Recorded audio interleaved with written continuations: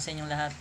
Lalo dun sa mga nakapag-registered na sa StarPay nila na meron ng StarPay account.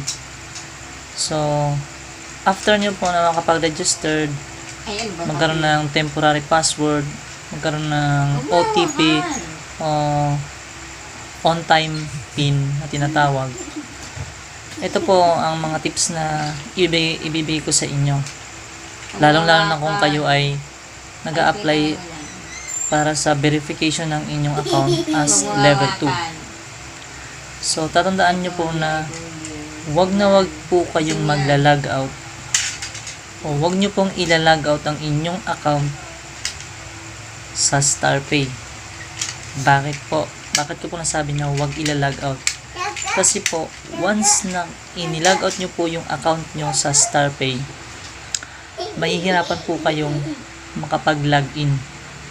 Mahirap pong makapag-login dahil marami po ang nag-attempt o nag-registered po ngayon. Dahil na rin po sa ayuda po na lahat ay gustong makakuha na po at mag-avail. So, dahil nga sa hindi man ngayon ng StarPay service provider, kaya kayo po ay mag-ingat at maghinay-hinay po. Huwag pong pabigla-bigla ng pindot. Huwag pong ilalog out ang inyong StarPay. Dahil baka po yan ay malak. Kayo rin po ang mahihirapan. Katulad nga po sa account ko din po, na na-try ko na nga po yan i-log out. At nahirapan po akong ibalik agad. So, kung kayo nakalagin na, stay na lang nyo nakalagin yan.